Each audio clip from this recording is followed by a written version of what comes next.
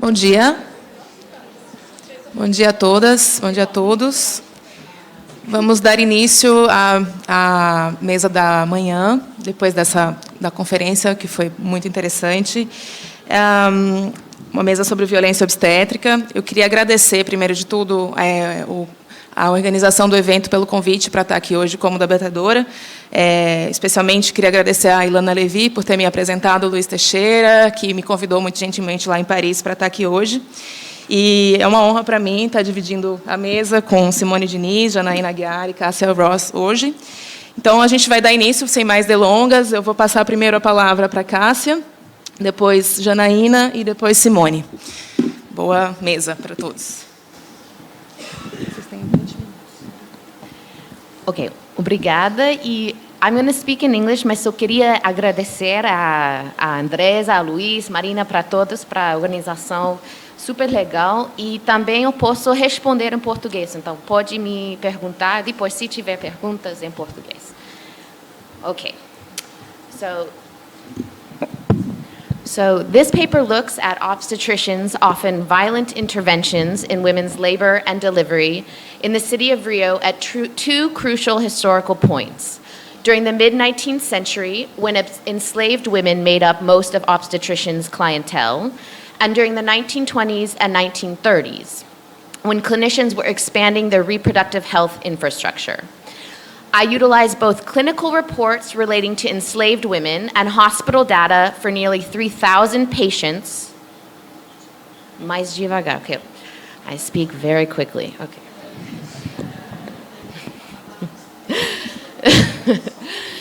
And hospital data for nearly 3,000 patients from the Maternidade Laranjeiras, or the Laranjeiras Maternity Hospital, which was Rio's first public maternity hospital.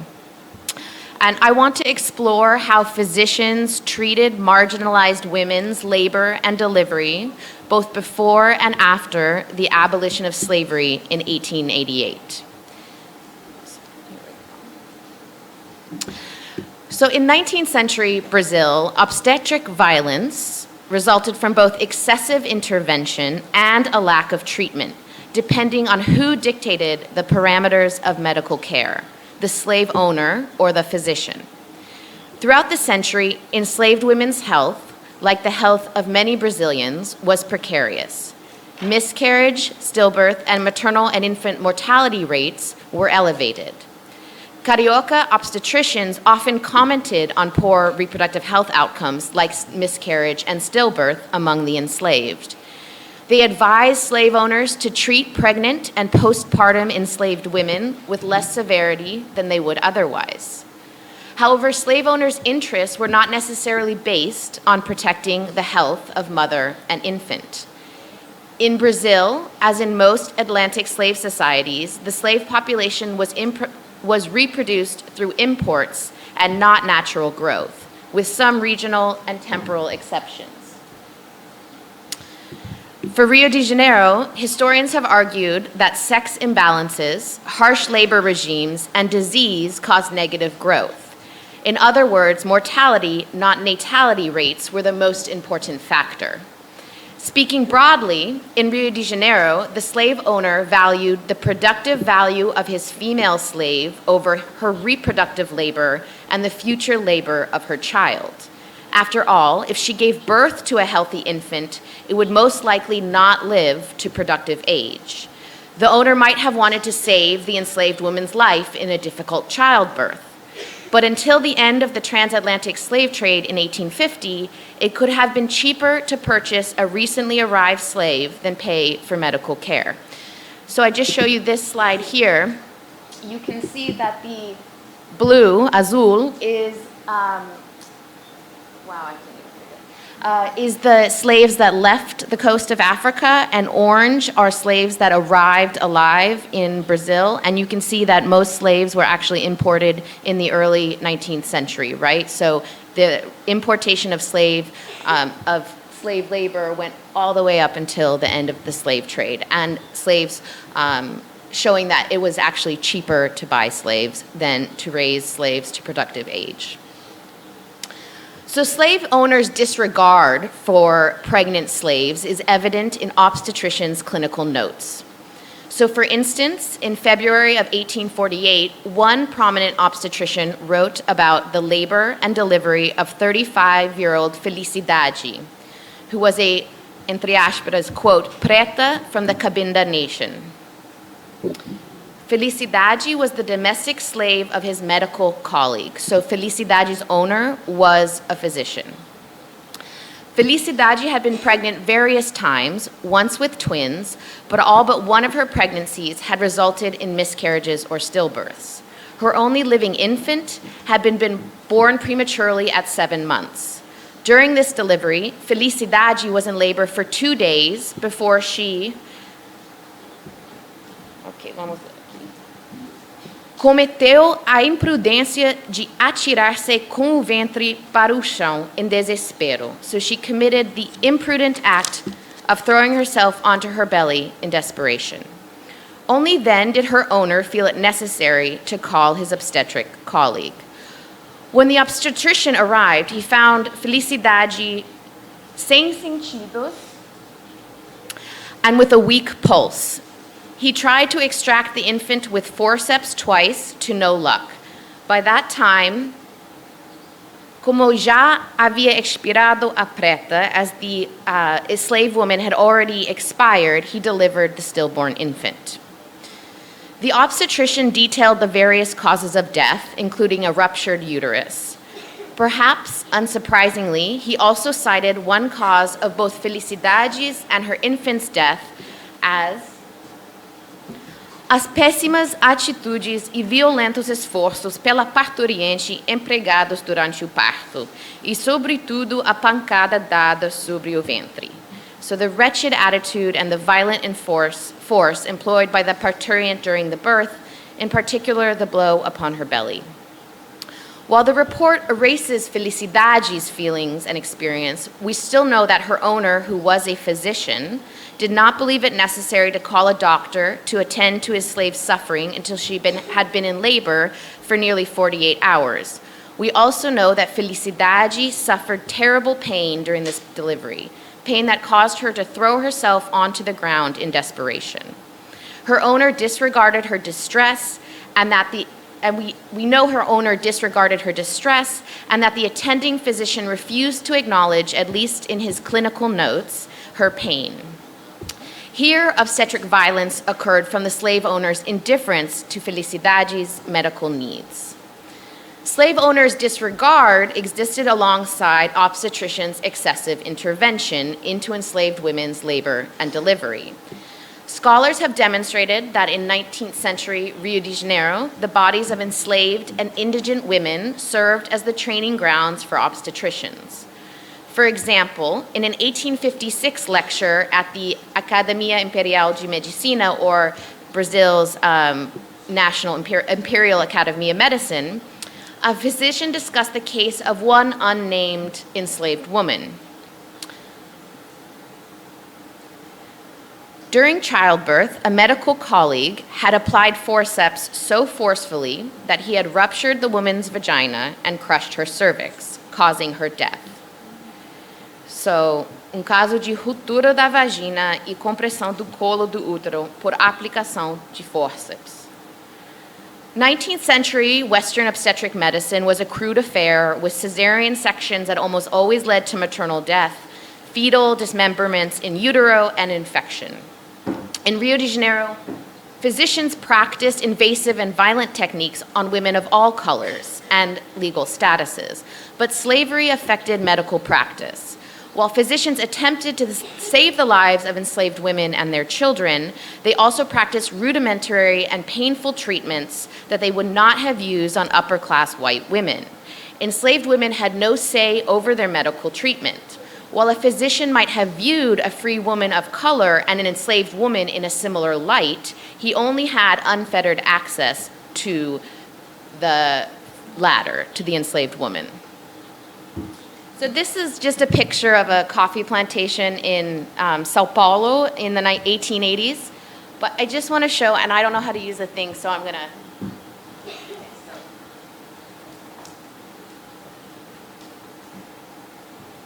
That's just an enslaved woman breastfeeding her child in the field, so if you can see it, it's hazy, but I thought it was an interesting picture. So obstetricians' clinical practice among the enslaved population thus requires a deeper analysis of racialized medicine, the consequences of which lasted long after abolition.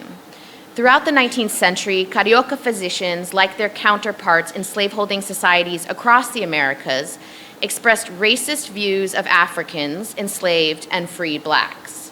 For instance, in 1833, one medical student in Rio de Janeiro likened African women to animals in his discussion of their care for newborn infants.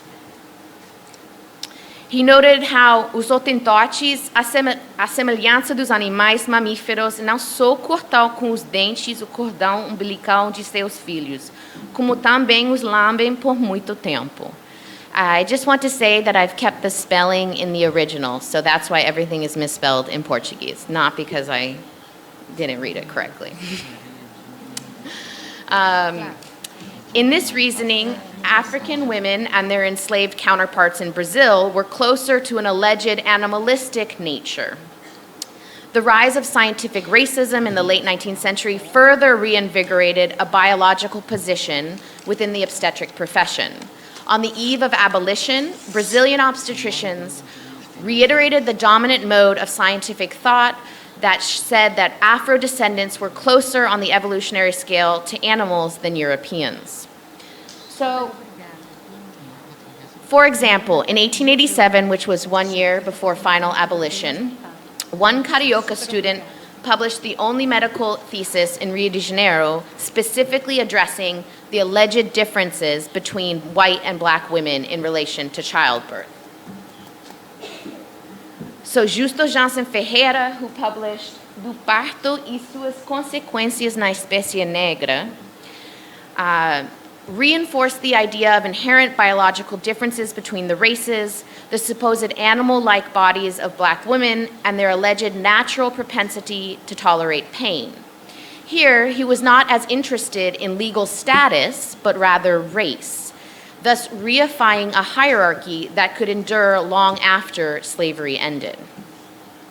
So Ferreira believed that, quote, entre aspas, civilized women who lived in cities had longer deliveries than their counterparts in rural areas.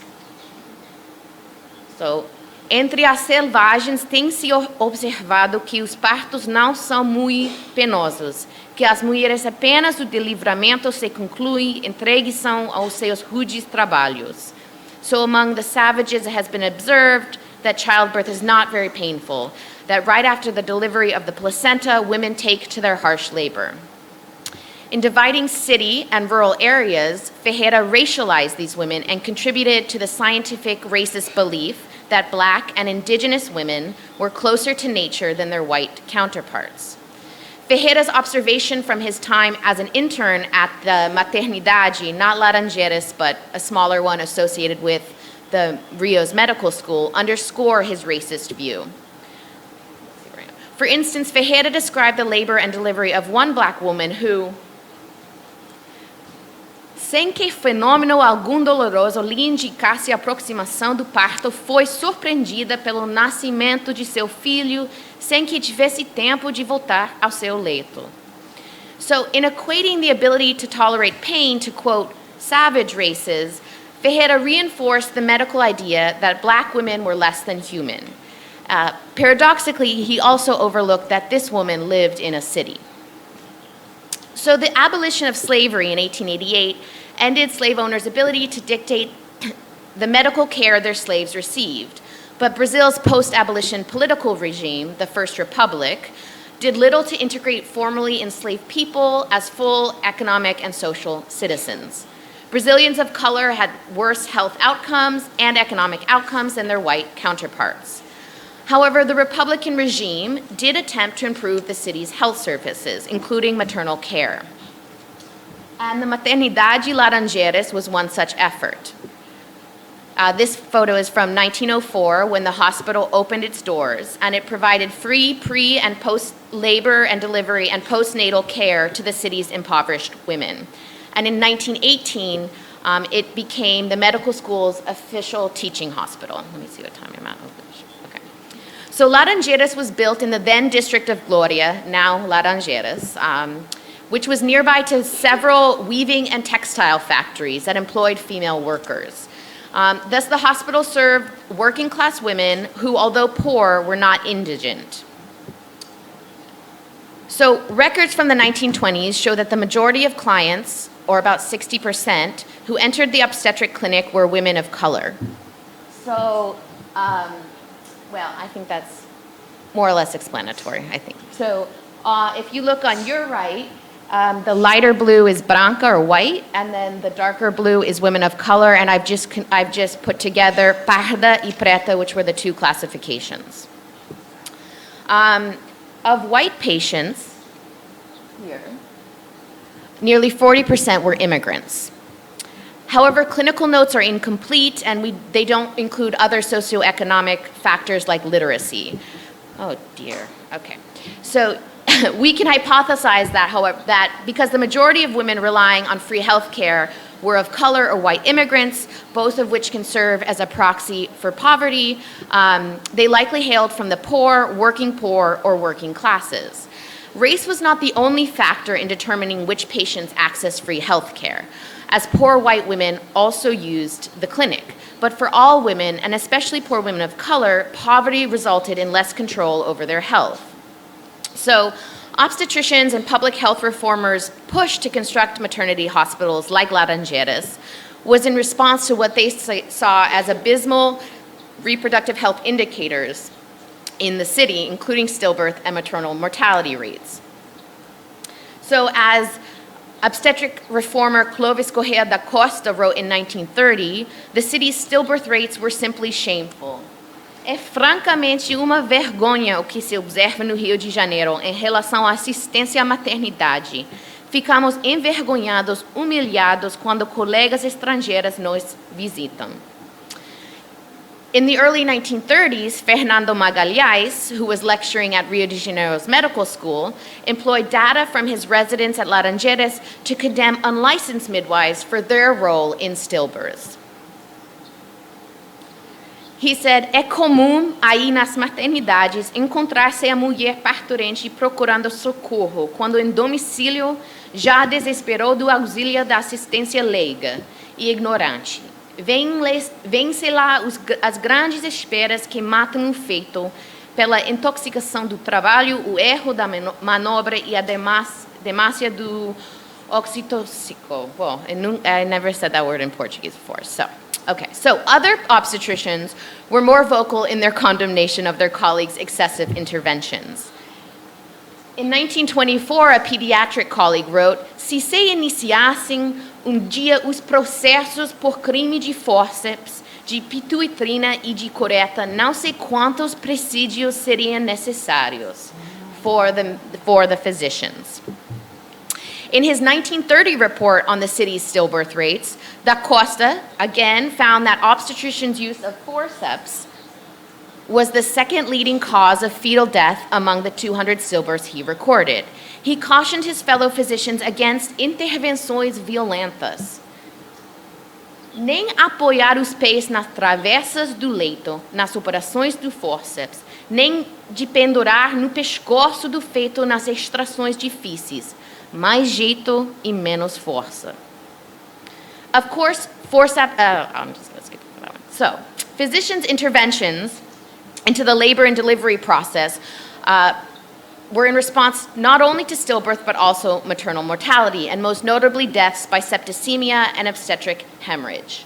In the early 20th century, Western physicians, including Carioca physicians, had successfully implemented asepsia in their clinical practice, yet puerperal fever continued to be a problem before the discovery of penicillin. The fever was a streptococcus disease, which meant it could be carried asymptomatically. But even leading physicians like Fernando Magalhães did not comprehend the etiology of infection. In his 1933 obstetric textbook, he wrote, here is the inside of the Maternidade Laranjeiras. He wrote, continuarei a dizer que a infecção puerperal é benigna e autocurável. So while some women, and this was the main textbook used to teach all obstetricians, so while some women recovered from infection before antibiotics, it was anything but benign. And Magalhães' own clinical actions in Latinidades highlight the danger this belief presented to women. In 1924, a 16-year-old black Brazilian woman was admitted to Laranjeiras to deliver her first child. The woman had an obstructed labor due to a pelvic deformity. So Magalhães performed a cesarean section because of the possibility of uterine rupture. Magalhães wrote in his clinical report that the fetus was extracted com grande dificuldade. After opening the abdomen and uterus, Magalhães first used forceps blades to extract the infant, but after this proved unsuccessful, he used the forceps handle to extricate the now stillborn child. Before Magalhães sutured the uterus, however, this unnamed woman's body became the training ground for the hospital's physicians. He wrote in his report, "Esta paciente foi tocada por todos os assistentes e estudantes presentes, por ser verificada a existência do anel de Bandel, a verificação manual da cavidade uterina por cerca de 20 pessoas." Perhaps it comes to no surprise that the woman died. While the clinical notes leave out the cause of death, we can assume perhaps infection played a part.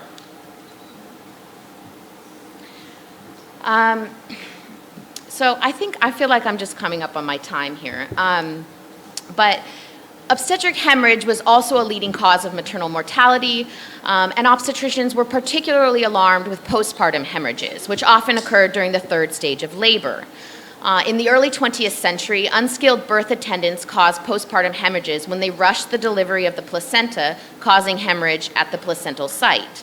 For the most part, obstetricians understood the aggressive actions during the third stage of labor, no matter the practitioner, were a main cause of obstetric hemorrhage.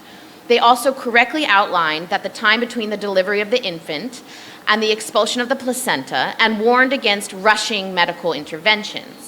Yet in their clinical observations, physicians were unable to examine their own role in obstetric hemorrhages. So in 1911, MC, a woman who went to Laranjeiras to deliver, and she was 26 and white, she had been laboring at home already for 5 days. And at the hospital, a physician delivered the infant with forceps. But she did not expel the placenta, so he performed a curetagem digital, or digital curettage procedure, in which he used his fingers to extract the placenta, and an obstetric hemorrhage occurred afterwards. A 1925 observation from Laranjeiras also points toward the consequences of intrusive interventions. When 25-year-old Leticia Chaves went into labor, she was admitted to the hospital. After 24 hours and with her water still intact, Octavio de Souza, the physician, broke her amniotic sac and extracted the infant with forceps. However, during the extraction of the fetus, during the extraction of the placenta, the uterus inverted and the patient entered into shock. Physicians stabilized her condition and stopped the hemorrhage. But in neither of these cases did the medical students question their colleagues' intrusive methods, including the use of forceps. It was clear, however, that if medical emergencies occurred in hospitals, physicians could prevent death. Yet they may have caused many of the medical emergencies they later treated. From these sources, it appears that obstetric violence marked the lives of the most vulnerable women, the enslaved, poor women of color, immigrants, throughout the 19th and early 20th centuries. However, we must remember that most births were not attended by obstetricians until the mid-20th century. Thus, these cases are the exception, not the rule. However, the ideologies and clinical routines forged during this period paved the way for modern attitudes towards race, pain, and the at times violent role of the obstetrician in Brazilian women's labor and delivery. So thank you.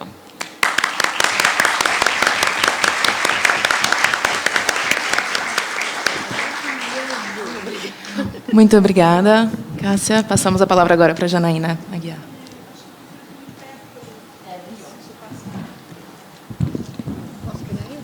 Acho que sim.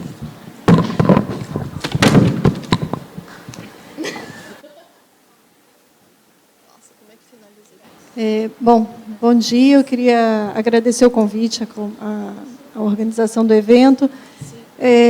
Estou muito feliz de estar aqui com vocês hoje. Acho que é sempre uma alegria voltar para casa, sobretudo porque aqui a Fiocruz também é minha casa. Eu fiz o meu mestrado aqui, então é um acalento para a alma, nesse momento, a gente poder estar aqui e reencontrar os amigos.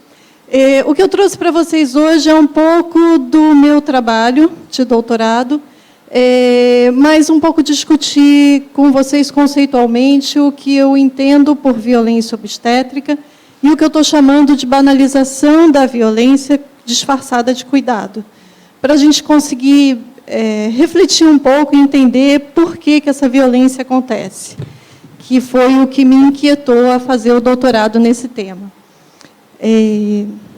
E eu preciso daquele negocinho para passar. Ó, distraída.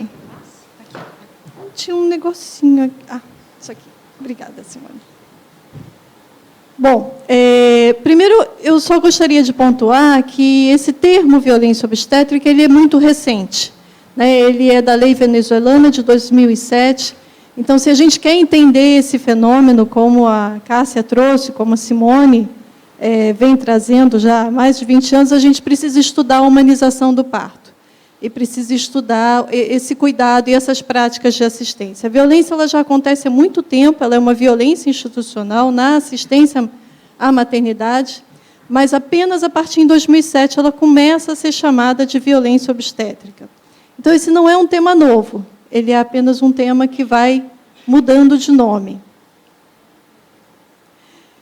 E aí, o que eu estou chamando de violência? Assim, de que princípio, de que lugar eu parto para entender o que é violência? Né? Eu trabalho com o conceito da Marilena Chauí, que vai dizer que a violência ela é a conversão da diferença e de uma assimetria numa relação hierárquica de desigualdade. Então, quando você toma uma diferença e a transforma em desigualdade, isso é uma violência.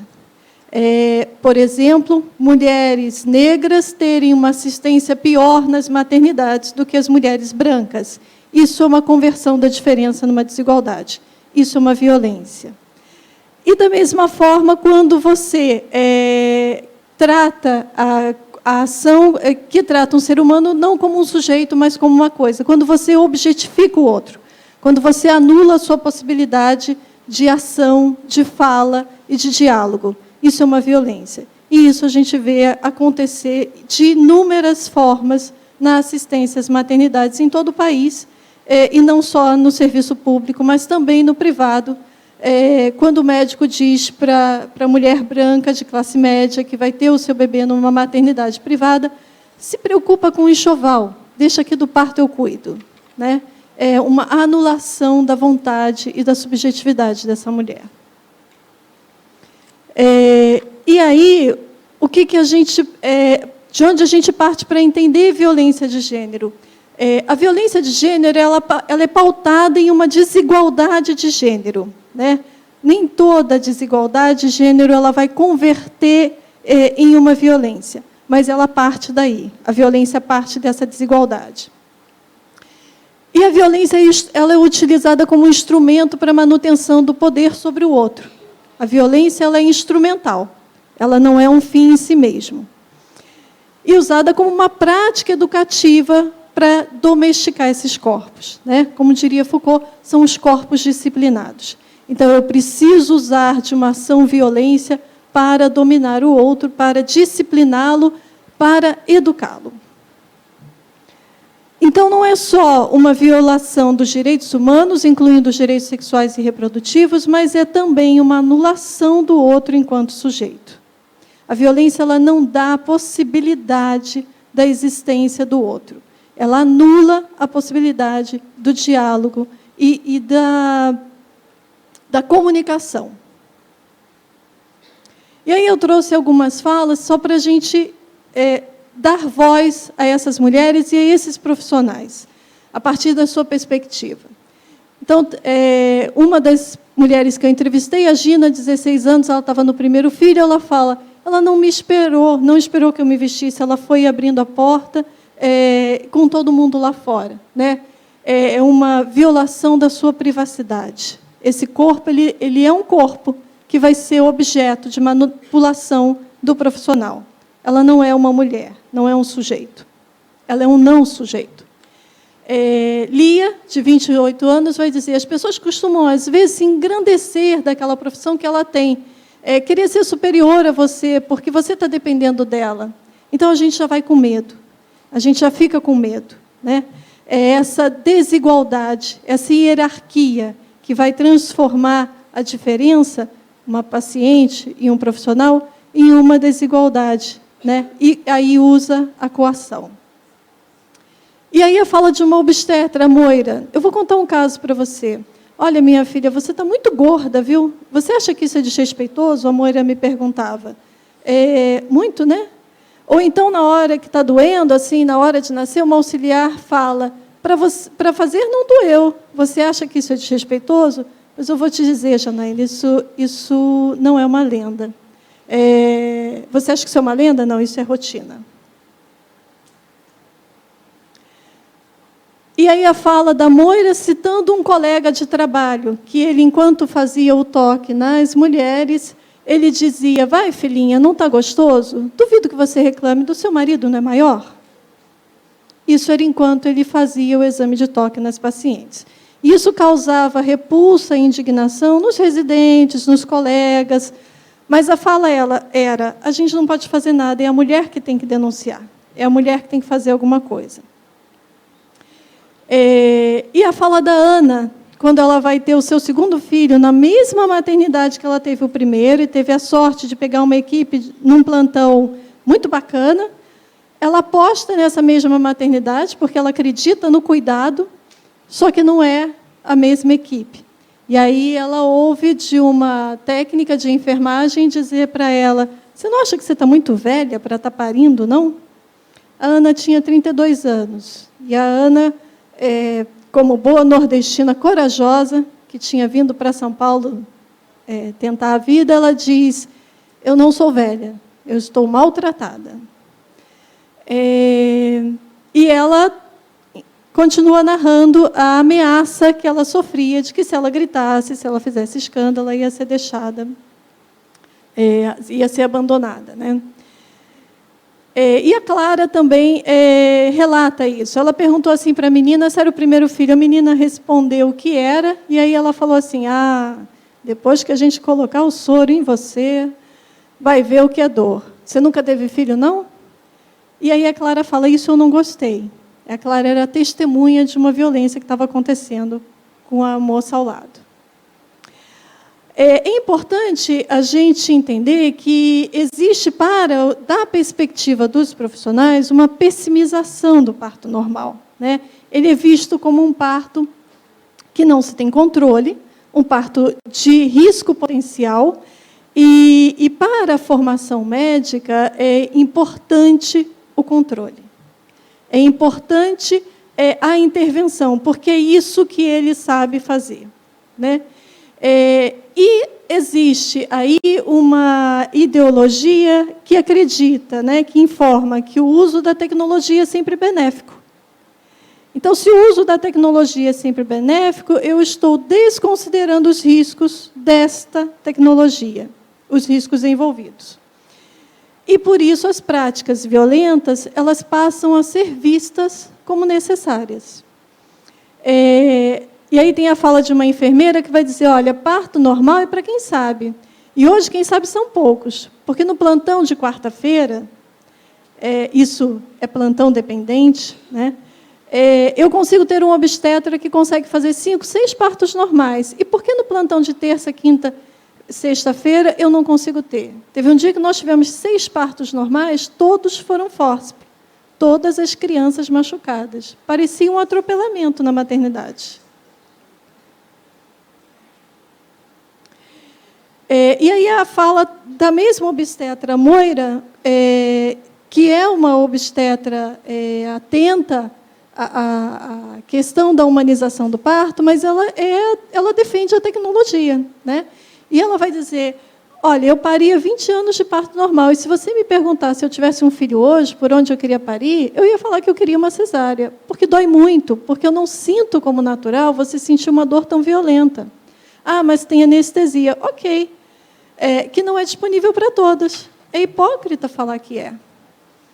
Eu tenho uma anestesista para 10 pacientes, então é hipócrita falar que é humano, que é humanizado. A Moira está trazendo uma questão que ela vive todos os dias da precariedade de recursos. E, por isso, ela aposta na cesárea como uma opção menos dolorosa e mais humanizada. E ela acredita nisso.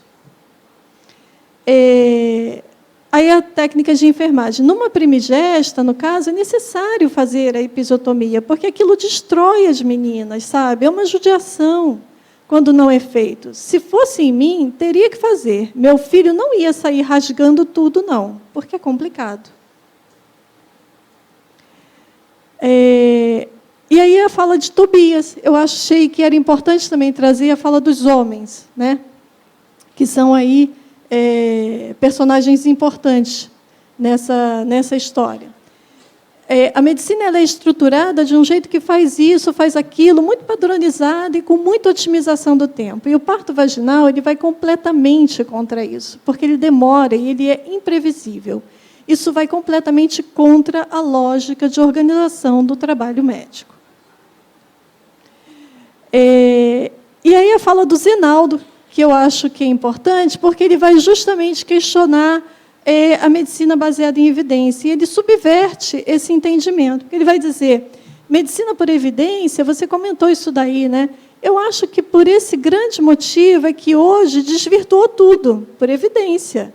Porque o paciente sabe que a cesárea não tem complicação. Assim, não dá em nada. Tem, mas ela desconhece. Todo mundo que ela conhece teve cesárea, está todo mundo muito bem, as crianças estão muito boas, isso é pura evidência. Por você ver, você acredita que isso daí é o certo, que isso é evidência da paciente. Então, vejam, a banalização do sofrimento do outro, ela acaba levando a uma naturalização da dor do parto como preço a ser pago pelo prazer sexual, né? Aquela fala, na hora de fazer não doeu, na hora de fazer você não chorou, está chorando por quê agora? Né? Isso tem incutida uma moralização de que, bom, já que você teve prazer, então agora aguenta. Né? Na Argentina, tem uma fala muito parecida que é comeste el dulce, ora, aguente el amargo. Comeu o doce, agora aguenta o amargo. E isso a gente vê frases similares de uma mesma moral em várias culturas e em vários países diferentes. A mulher ela é duplamente objetificada. Né? Seu corpo é tomado como objeto de controle da medicina e como meio para se chegar a um fim, que é o bebê. Então, ela não é um sujeito, ela é um meio. O que importa é o bebê, é o produto final dessa produção em escala. E o mal produzido nos serviços de saúde, ele é também reflexo do mal produzido na nossa sociedade. Né? Agravado na própria sociedade e, da mesma forma, banalizado. O que acontece nos serviços de saúde também é reflexo do que a gente vê acontecer na sociedade, do quanto a gente banaliza a injustiça social e o sofrimento do outro. Agora, quando a gente fala que o mal que acontece nas práticas de assistência ele é reflexo, ele é uma reprodução do mal banalizado na sociedade, a gente também precisa considerar que ele vai além. Quando o profissional é violento com a sua paciente, ele não só reproduz a violência que está na sociedade, mas ele produz um novo tipo de violência. Porque ele está usando a violência como um mal necessário. A violência como um instrumento do seu trabalho. É a violência travestida em cuidado, em boa prática. Então, quando eu faço isso, eu estou instituindo um novo tipo de violência, que é uma violência de gênero e que vai ser banalizada e que vai ser invisibilizada para pacientes e para profissionais de saúde. A coação, a ameaça, o uso da força, a humilhação, a reprimenda, entre outros maus-tratos, são vistos como práticas educativas para obter o controle sobre a paciente, porque é para o bem dela. A fala deles é muito clara. Ela precisa focar no parto. Eu preciso trazer ela para focar no parto. Ela está lá na partolândia, ela precisa voltar. E aí, o mal ele vai perder o seu status de mal. E a violência ela passa a ser invisibilizada. E eu acho que é isso que a gente tem visto acontecer cada vez mais na nossa sociedade. Então, à medida que a violência aumenta na sociedade, à medida que ela se torna um instrumento de controle sobre os outros e ela passa a ser banalizada, e esse mal ele vai perdendo o status de mal, porque ele começa a ser visto como necessidade, isso também se reflete nas práticas profissionais de cuidado. Esse mal passa a ser um cuidado. E eu quero aqui trazer uma preocupação de que a gente vive um momento em que a gente vê isso aumentar na sociedade. E a gente também pode ver isso aumentar nas práticas de cuidado. E aí, o tanto que a gente já avançou de conquista de direitos, a gente pode perder. Não só na sociedade, mas também na assistência ao parto e ao nascimento. Então, precisamos estar muito atentas a isso, porque essa violência ela tende a ser cada vez mais banalizada e travestida de cuidado. É para o seu bem que eu faço isso. Cala a boca e me obedece.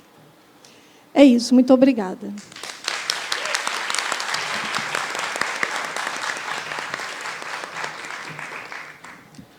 Muito obrigada, Janaína. Passamos a palavra agora a Simone.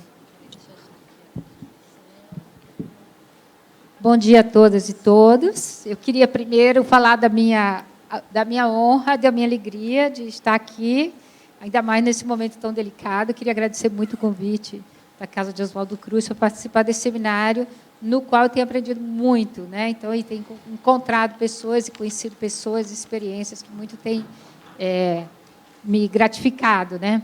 Eu combinei um pouco com a Jana sobre como é que a gente não se repetiria, né? Então, eu vou tentar fazer uma apresentação onde eu discuto um pouco as origens, né, da ideia de violência obstétrica e ações de combate à violência obstétrica. Eu vou discutir um pouco sobre algumas interpretações, inclusive, do que é que se trata quando a gente fala dessa forma de violência, né? Então, violência obstétrica, ou como as mulheres redescrevem a sua experiência de ajuda a abuso, né? Então, eu queria dizer que nós temos trabalhado, eu e o meu grupo de pesquisa, com a ideia de que nós temos duas grandes origens do movimento de humanização, né, e também da ideia de violência obstétrica e de abuso e desrespeito, duas grandes matrizes, né? Uma é a crítica técnica e outra é a matriz dos direitos das mulheres. Então, a crítica técnica, ela deriva dos movimentos de revisão crítica do conhecimento médico, né? Eu cito muito o National Perinatal Epidemiology Unit, lá de Oxford, né, que desenvolveu a metodologia de revisão sistemática, que é usada hoje em dia e que veio a ser o embrião da colaboração Cochrane, né, que pensou e que nos deu uma enorme possibilidade de autoridade, né, de lidar com uma subversão do que era o conhecimento autoritativo, no caso da medicina. Eu mostro aqui do lado algumas passeatas que foram feitas na Inglaterra contra a imobilização física das mulheres, pelo direito de parir em posições alternativas, os movimentos contra a episiotomia. Então, os primeiros ensaios clínicos que foram feitos avaliando as intervenções no parto foram feitos por pressões do movimento de mulheres. Vocês forem pegar a história do movimento de mulher, da colaboração Cochrane e da própria ideia de medicina baseada em evidência, as pessoas dão o crédito ao movimento de mulheres que pressionou pela existência desses ensaios clínicos. É muito importante que a gente recupere isso. E, por outro lado, os movimentos de mulheres que trabalham com direitos humanos, né? Direito à saúde, o forte movimento de saúde, que em muitos países, aqui na América Latina, isso foi muito intenso, né? Vindos do feminismo pela saúde e da militância contra a violência de gênero, que deu grandes instrumentos conceituais para o debate sobre violência obstétrica. Às vezes são o mesmo movimento, ainda que adequando o discurso, às vezes são os mesmos sujeitos, inclusive, mas eles falam linguagens muito diferentes, né? Então, como ocorre essa redescrição, né? Eu mostro algumas das situações, assim, eu acho que a Janaína descreveu muito bem, né, como essas coisas são feitas para o bem da mulher, né? Aqui, a questão da imobilização, essa mulher ela está imobilizada fisicamente, inclusive os braços, né, os braços, as pernas, as pessoas todas, enfim, é uma posição antifisiológica. Ali está uma situação que o cara está fazendo um cristelé. O cristelé, às vezes, é o sinônimo de ajuda, né? Diz assim, chama fulano para dar uma ajuda, né? Que é esse cara montado em cima do útero da mulher, fazendo essa pressão fúndica, né? Então, vou falar, como a Janaína falou, esse movimento, eles não são recentes, né? Na década de 50, tanto nos Estados Unidos quanto na Inglaterra, foram criadas associações de combate à crueldade contra as grávidas, usando a mesma legislação de combate à crueldade contra os animais. Foi o suporte legal que as pessoas encontraram na ocasião, né? E eram situações, naquela ocasião, se falou bastante sobre fórceps, né? Eu queria dizer também que, às vezes, meus colegas dizem assim, meu parto precisou ser fórceps, mas quero lembrar para vocês que em muitas escolas, durante muitas décadas, todas as mulheres primíparas davam à luz por fórceps. Não era porque precisava, era porque se acreditava que isso era necessário. E os fórceps, como a gente sabe, eles são associados a muito mais desfechos adversos, né? Nessa ocasião, se usava aquele modelo de assistência que era chamado o sono crepuscular, né? As mulheres eram tornadas inconscientes através de uma mistura de escopolamina com morfina, e elas davam à luz inconscientes. Para isso, você tinha que induzir o parto com ocitocina, né? E elas saíam do parto com frequência cheia de hematomas. É daí que vem a proibição de acompanhantes, porque era uma coisa medonha e as pessoas davam à luz dentro de tendas, porque elas ficavam se debatendo e os hematomas eram associados ao tipo de luta que elas faziam contra as amarras, né? As pessoas, às vezes, ficavam com os punhos em carne viva, etc. Quando essas narrativas surgem, né, essas associações são criadas e elas têm um papel muito importante em mudar a prática e para o fim desse tipo de parto via isso que chama sono crepuscular ou twilight sleep em inglês, né? Aqui no Brasil, se você for pegar a literatura feminista da década de 70 e 80, você vai ver muitas questões sobre violência obstétrica, já usando o termo violência. Eu cito muito o dossiê Caxias, uma coletânea que chama Espelho de Vênus, né, que é do final da década de 70, começo da década de 80. Lá em São Paulo, esse estudo que chamou Violência, um olhar sobre a cidade, que descreve já com grande extensão cada uma dessas coisas, né? E queria lembrar que muitas reações aconteceram a essa violência, reações organizadas que derivam desses movimentos, dos movimentos de mulheres, mas também a Reúna era mais uma encruzilhada de diversos, né? Aí ela incluía o movimento de mulheres, muita gente da rede feminista de saúde, direitos reprodutivos, mas também profissionais de saúde, gestores, profissionais alternativos, usuárias. Então, a Reúna sempre teve essa diversidade. Se a gente pega a carta de fundação da Reúna, né, a Carta de Campinas, a carta já fala muito sobre violência, né? Ela diz, inclusive, que a violência da imposição de rotinas e etc., ela é um dos motores da cesárea, ela já antecipa a ideia de chega de parto violento para vender cesárea.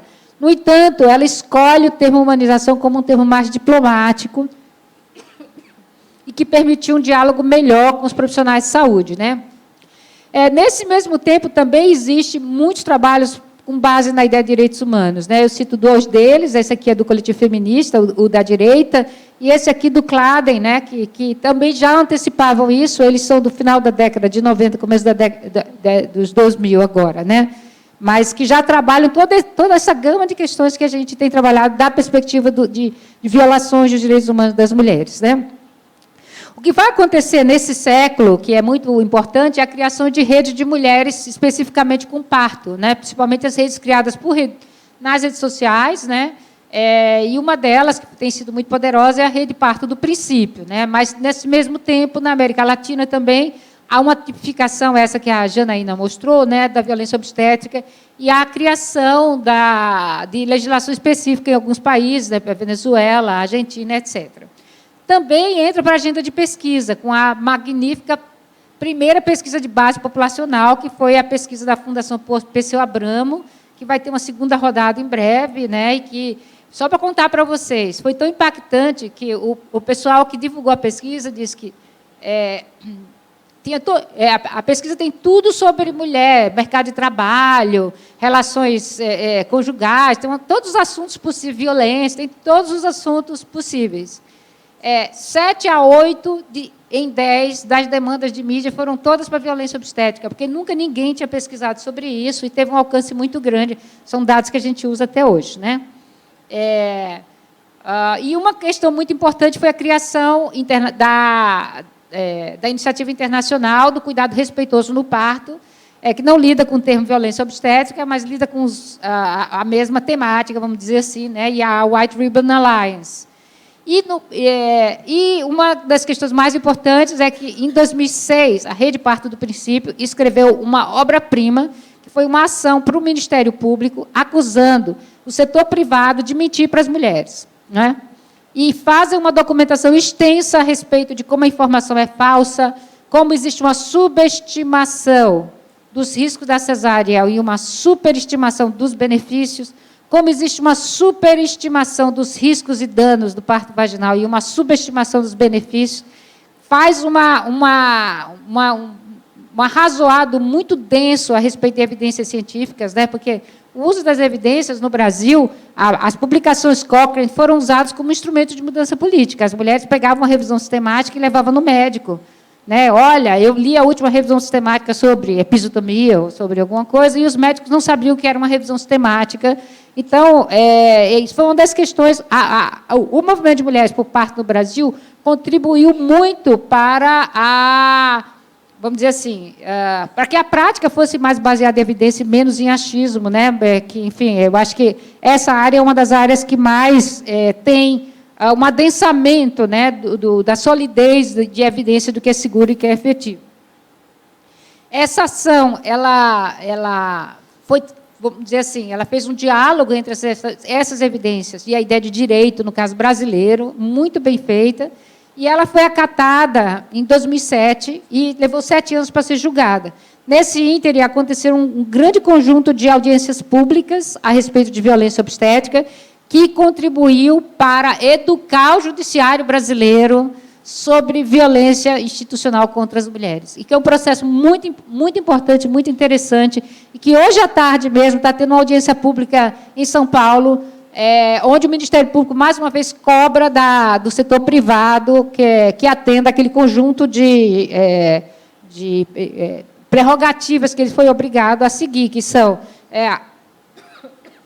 a divulgação das taxas de cesárea por serviço e por profissional, uso de partograma, um conjunto de questões, o atendimento por enfermeira obstetra e por obstetriz, toda uma pauta de mudanças institucionais, né? Esse é um dos cartazes das...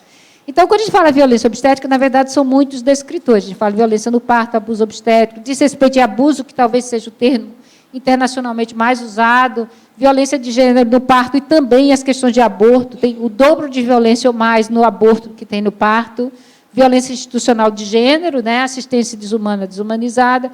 Crueldade no parto, que é uma das questões que tem sido retomada com força, não só da perspectiva histórica, mas também problematizando o conceito de crueldade, né?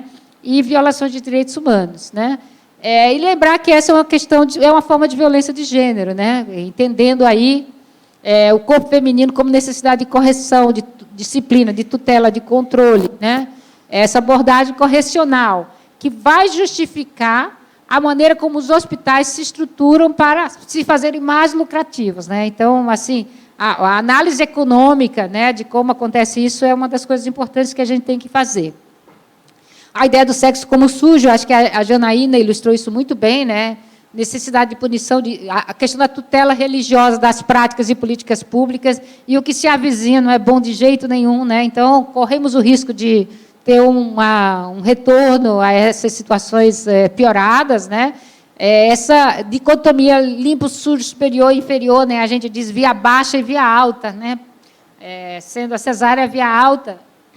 A ideia de decência, né? Que é altamente estruturante, né? Da assistência ao parto. Eu podia A gente tem estudado muito a respeito disso, a ideia de primitivo versus civilizado, que apareceu no que a Cássia fala, né, do parto animalizado, de animais, etc., né, o seguro versus inseguro, né, e a mudança, em grande medida, depende de quão cúmplice as instituições são ou deixam de ser desse tipo de violência, né. E também tem a ver com a coisa do manejo do tempo e a rentatividade, né, de quão rentável consegue se estruturar a assistência à saúde, né? Então, os tempos femininos, né, eles são descritos como inaceitáveis, inconvenientes, que devem ser corrigidos para caber dentro do planejamento institucional, né, porque eles desorganizam esse planejamento. E aí, como fazer visível e como enfrentar? Vou falar um pouco sobre o enfrentamento disso, né?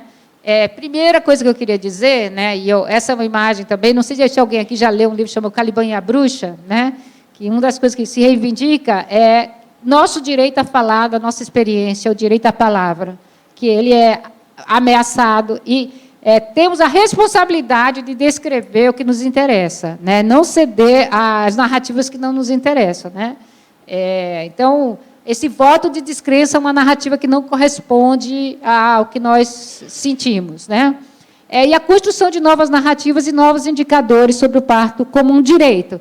E aí a ideia é que a gente possa ousar na criação de narrativas, inclusive de indicadores, né? A gente tem trabalhado bastante como construir indicadores epidemiológicos que nos interessam.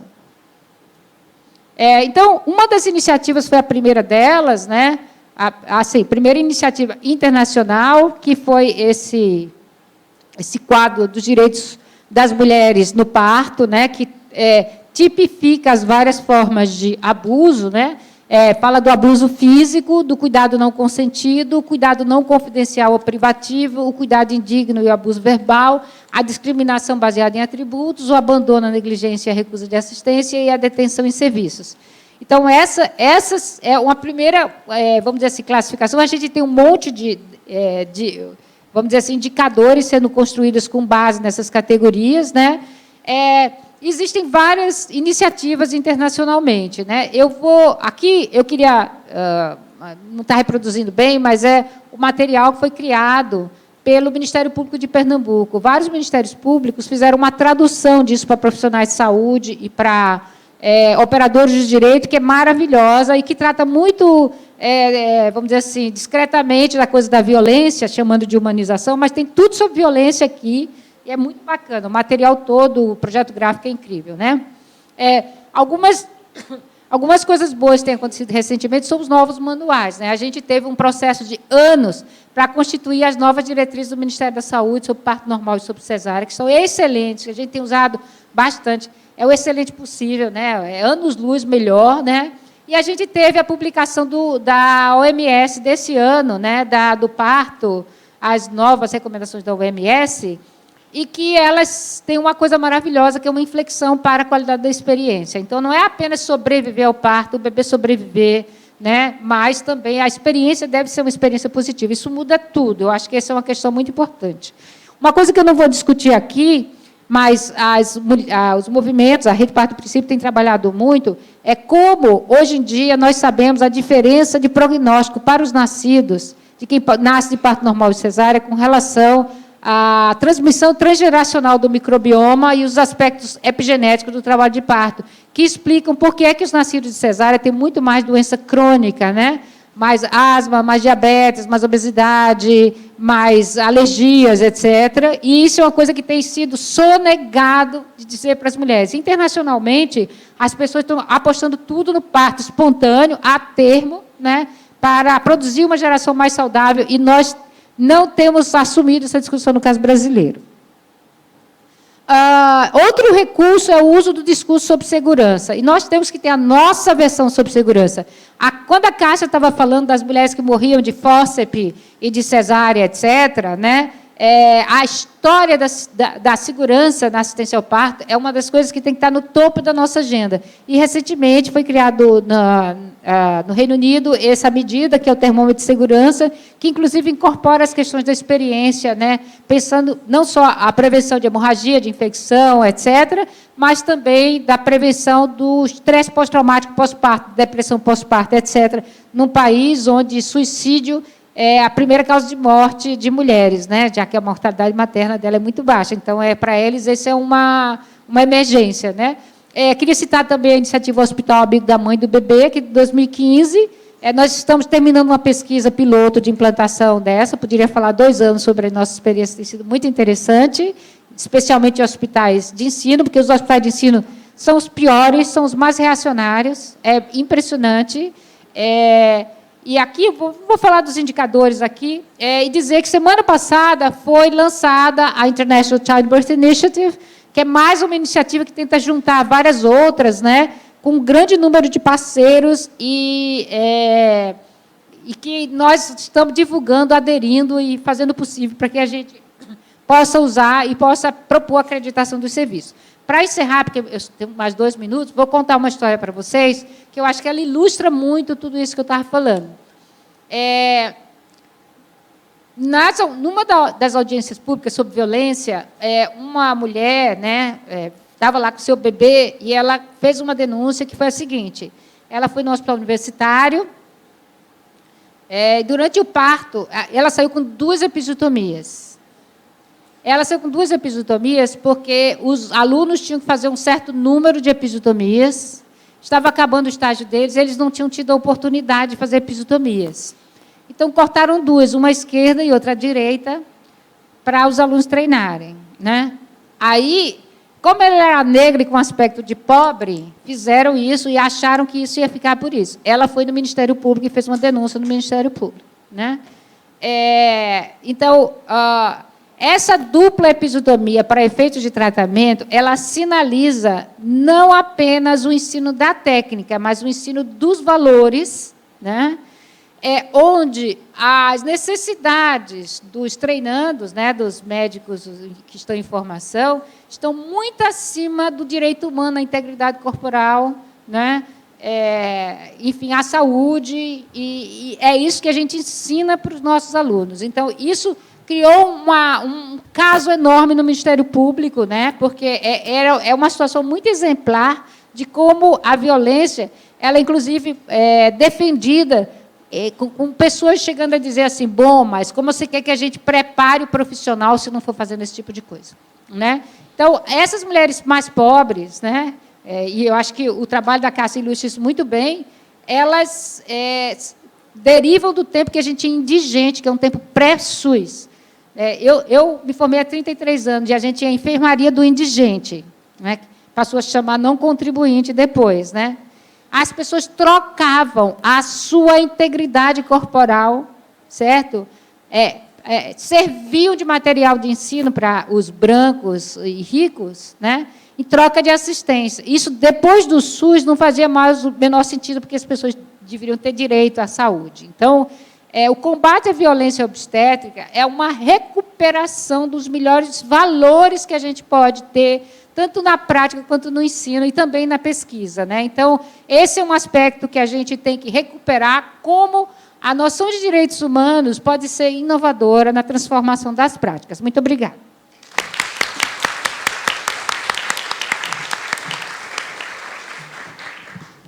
Muito obrigada, Simone. Obrigada por essa mesa, gente, que foi maravilhosa. Sempre bom ouvir esse assunto. Eu vou fazer breves comentários antes de passar para o debate, porque, enfim, é uma mesa sobre violência obstétrica, que é o meu tema de pesquisa no doutorado, que eu faço lá na Unicamp. E eu fiquei, enfim, bastante provocada pelos debates de ontem e também agora, né? E gostei muito, enfim, da relação. Essa mesa ficou muito bem composta, eu acho, né? Por conta da relação das apresentações, né? E quando a Janaína fala, né, que a violência obstétrica é uma violência causada pela desigualdade de gênero, sem dúvida ela mas também, como a partir da apresentação da Cássia, e agora com esse comentário final da Simone sobre o caso da dupla episiotomia, né, como a gente precisa prestar muito atenção em outros marcadores sociais da diferença também, né, para além do gênero, o que mais informa a violência obstétrica, né? A gente, no caso dessa moça da dupla episiotomia, ou no caso das escravas que eram usadas como cobaia, né, para obstetrícia, né, a gente também está falando de racismo institucional, né? Então, realmente, a gente precisa prestar atenção nisso, na questão de classe. Não é apenas o fato de ser negra, mas também com cara de pobre, como você disse, né? Talvez, se ela não tivesse cara de pobre, a coisa tivesse tido outro desfecho, né? Então, eu acho que, enfim, e aí movida também pelos debates de ontem, aí só para trazer um pouco, só para enriquecer um pouquinho, né, e provocar também a questão da autonomia e do consentimento, que a gente discutiu tanto ontem, que são, enfim, são duas coisas que me movem muito dentro da minha pesquisa, né? A minha pesquisa, eu quero entender como é que violência obstétrica vira um debate público no Brasil nos últimos anos, né?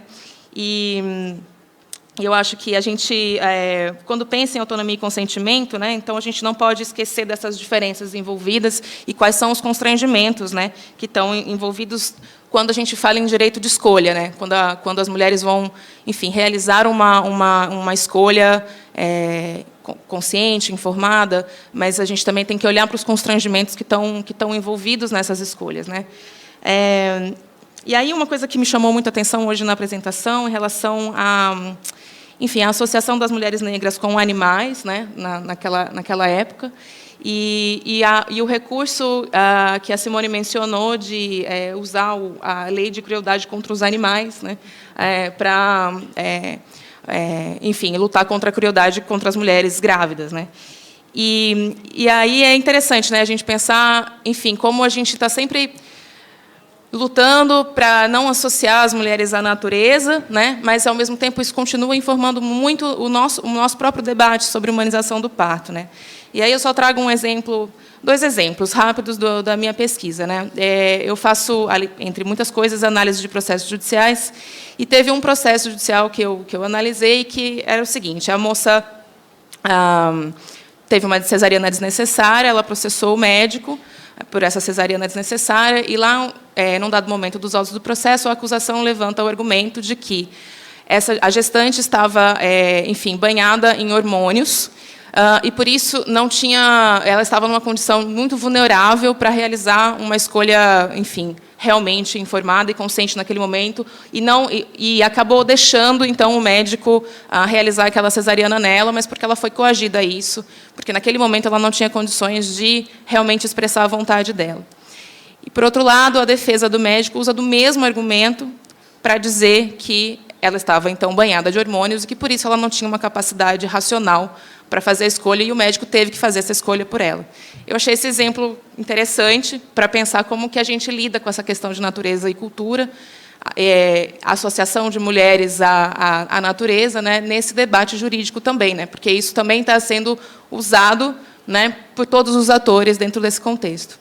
E um outro exemplo, numa roda de gestantes, em que a gestante conta, já a mãe, né, desculpa, conta sobre o parto dela domiciliar, que teve um desfecho com sucesso, foi tudo tranquilo. E, lá, num dado momento, ela diz que ela estava desesperada, de dor, que ela queria ir para o hospital, mas que a equipe não levou ela para o hospital, que, enfim, a apoiou, deu suporte e tudo, e que, ainda bem que ninguém ouviu ela, porque, senão, talvez ela tivesse tido um desfecho muito ruim no hospital, né? Porque, naquele momento, ela não tinha condições de tomar a decisão correta para o parto dela, né? Enfim, acho que são dois exemplos para a gente pensar essa questão da natureza e da cultura, que me move também enquanto antropóloga, né? E pensando, então, em que medida, né, como é que o conceito de autonomia, né, que ele parece depender de uma racionalidade, né, que se opõe a uma ideia de natureza inscrita no corpo feminino, né?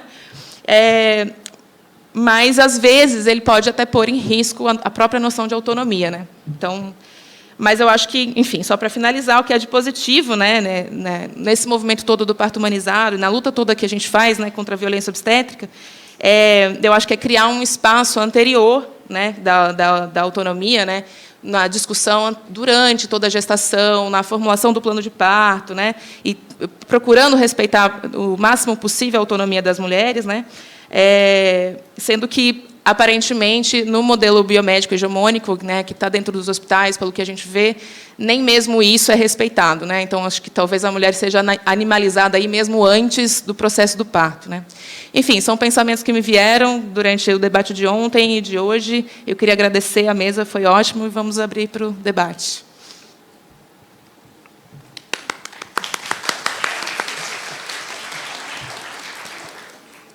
Podemos? Bloco é melhor, Tá. né? Eu sou Elaine, professora da Universidade Federal de Pernambuco. Eu achei muito bacana a mesa, gostei muito, agradeço imensamente. São dois comentários, né? O primeiro, com relação ao que Simone falou, né, das duas críticas da medicalização, que que é uma crítica técnica e também do movimento de mulheres, né? E que, às vezes, são o mesmo movimento, ainda que adequando o discurso, né? Aí, de repente, queria pedir para você desenvolver um pouco mais, assim, às vezes em que não é o mesmo discurso, definitivamente não. E eu queria que você falasse sobre a resistência de pessoas engajadas no movimento de humanização e que pautam muito a autonomia do corpo da mulher para decidir sobre o corpo, mas que são completamente não compram a pauta do direito ao aborto ou à legalização do aborto, né? Que eu acho que esse é um entrave no diálogo que a gente tem ainda nessa relação, né? A autonomia parece que ainda é mais fácil da gente falar quando é inclusive que a violência obstétrica, que, né, a Mila está lembrando aqui, a violência obstétrica acontece muito no caso de aborto, né? E outro é um comentário geral, só para lembrar que a gente ainda vive numa sociedade que compara pessoas negras a animais, né? A gente tem um candidato a presidente que fala isso publicamente, né? Que fala de quilombolas sendo pesados em arrobas, que acha que os filhos dele não têm o risco de se envolver emocionalmente com uma mulher negra porque eles foram muito bem educados. E esse candidato, até onde eu sei, é o preferido dos médicos do Brasil, né? Então, só para a gente marcar isso aí.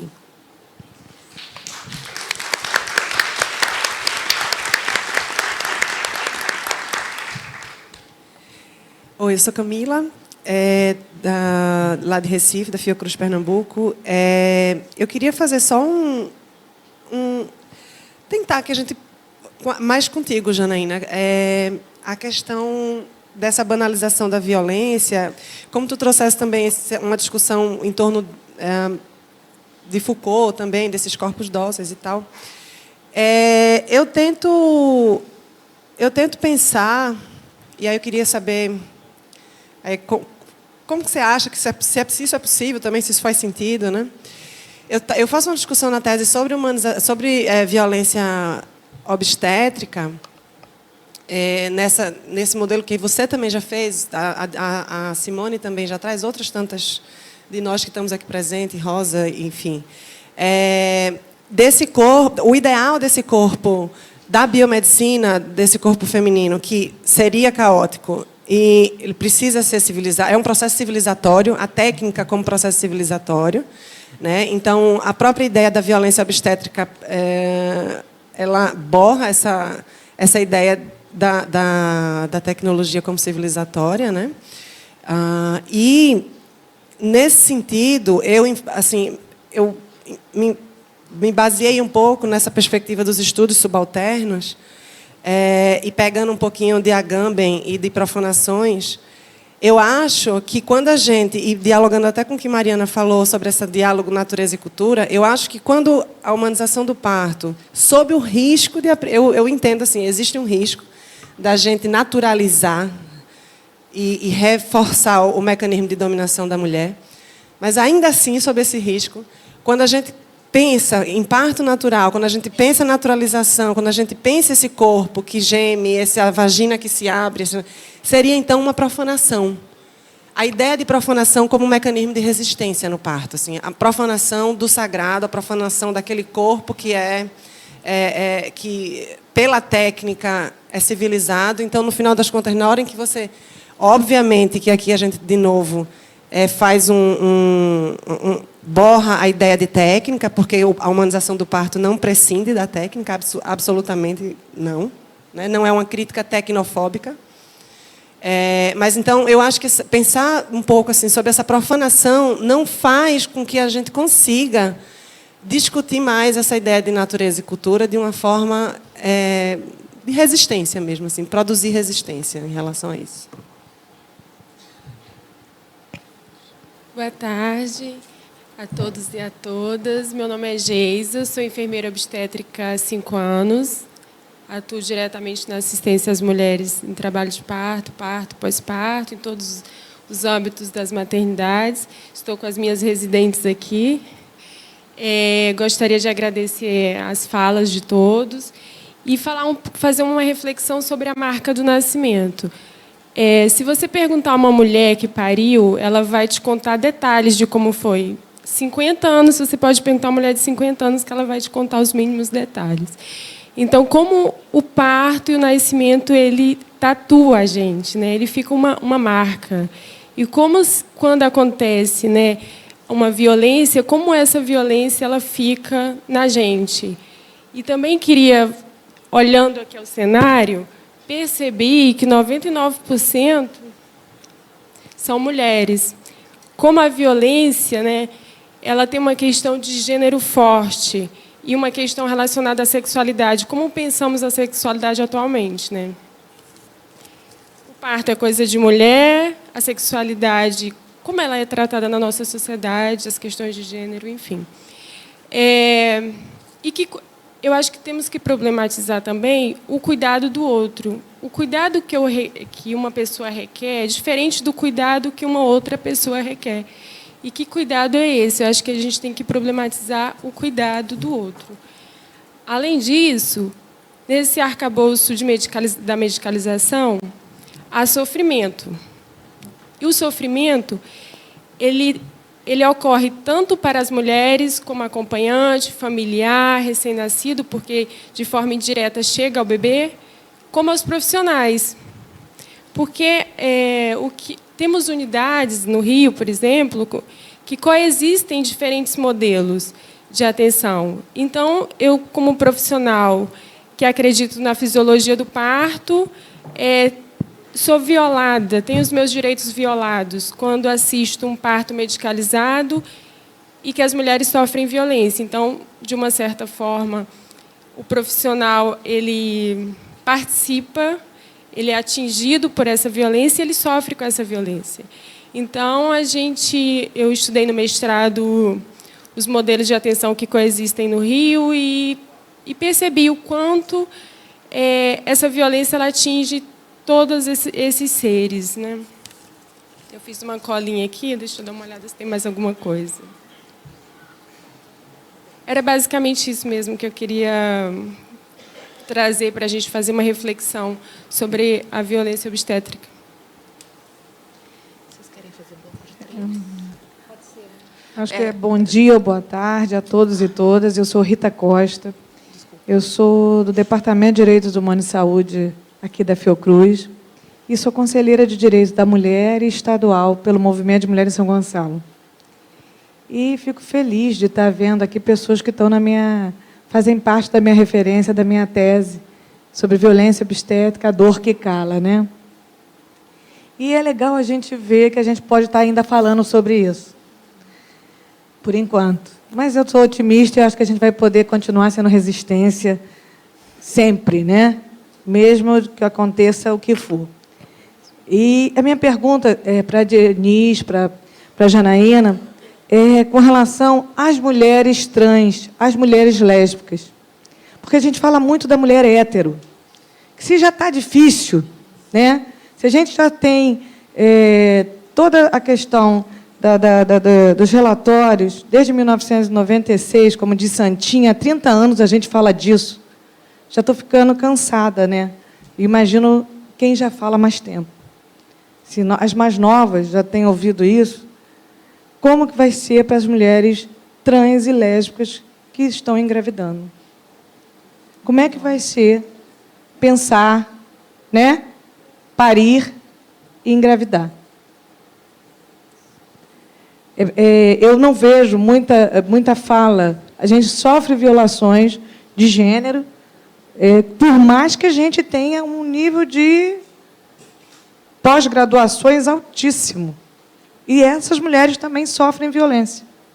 O que significa para a gente, cada vez mais, que não é falta de conhecimento, de informação, nem dos nossos pares que nos atendem. Então, quando você fala de natureza e cultura, para mim é uma questão muito mais da cultura.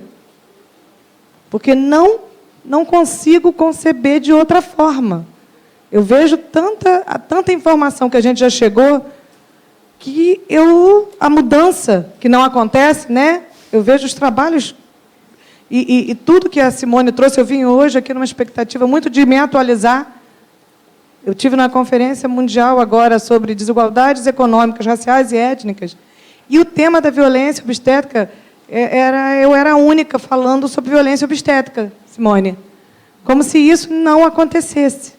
Como se isso não fizesse parte da questão econômica e da questão do racismo. E eu fico meio... tenho esperança, mas meio que descrente. Porque a gente continua excluindo uma parte das mulheres trans e das mulheres lésbicas. Então, quando a gente fala da violência obstétrica, eu vejo muito pouco ainda. E vejo aqui, dentro da Fiocruz, e vejo dentro da academia, que esse assunto não aparece. Não aparece nas pesquisas. Continua a invisibilidade para elas maior ainda. Se para a gente, eu digo, está ruim, né? Essa invisibilidade é maior ainda. Não conseguimos mostrar para que isso aconteça. E como será se, do dia 28, a gente não conseguir reverter um caminhar que a gente vem vendo que não é muito luminoso? Eu continuo fazendo visualização positiva, tá, gente? Eu estou vendo a Haddad lá, subindo com a faixa, tá?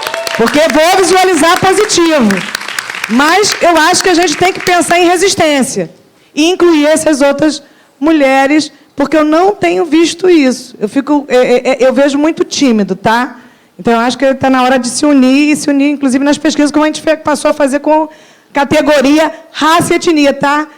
Eu acho que essa questão da cultura, natureza, a gente tem que passar a incluir essa questão da identidade de gênero, porque a gente não está incluindo. Então, quando morrem as mulheres, a gente não sabe nem qual era o gênero. É igual quando mata as trans, a gente morreu, a gente diz que a gente não consegue identificar. Como a gente não identificava na academia a categoria raça, porque isso não entrava nas nossas pesquisas. Então, eu acho que está na hora da gente começar a pensar e incluir a questão da identidade de gênero para que isso apareça. Essas mulheres que estão morrendo, como apareceu nas pesquisas, são pretas e pobres, a gente tem que começar a incluir qual é a identidade de gênero, que elas também estão e que isso não aparece. Eu não sei se vocês querem já responder algumas, depois a gente abre para as próximas? Melhor, né? Eu não sei. São duas? Então, a gente podia fazer todas e... Faz todas? Tem mais uma. Tudo bem. Aqui, e aí depois tem... São 3 perguntas. Pode ser. Já está muito assunto, né?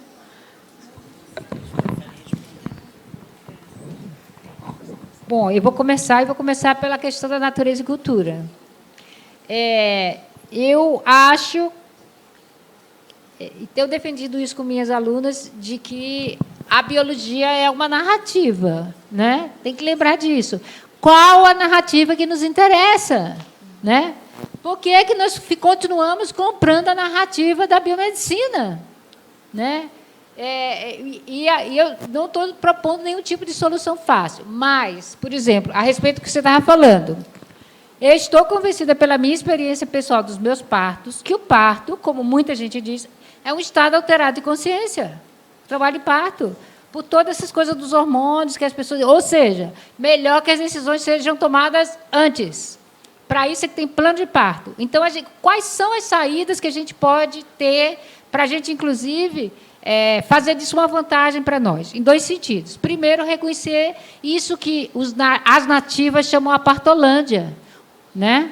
Então, como é que a gente faz isso? E faz justiça à complexidade disso aí, né? Essa é uma coisa... Eu gosto muito da ideia da profanação. Eu gosto do conceito de que, se a mulher não está sendo tratada como um deus, alguma coisa está errada, né? Então, como é que a gente lida com isso como uma forma de reorganizar a assistência? Vou dizer mais, acho que as novas recomendações da OMS, Eu suspeito, isso não está escrito em lugar nenhum, mas eu suspeito que elas bebem da ideia de experiência de Sheila Kitzinger, que escreveu todas as coisas sobre a experiência do parto, a experiência da episiotomia, da sexualidade do parto, etc., etc. Eu acho que essas pessoas leram aquela quantidade de coisa que a Sheila escreveu e isso reverbera até agora, né?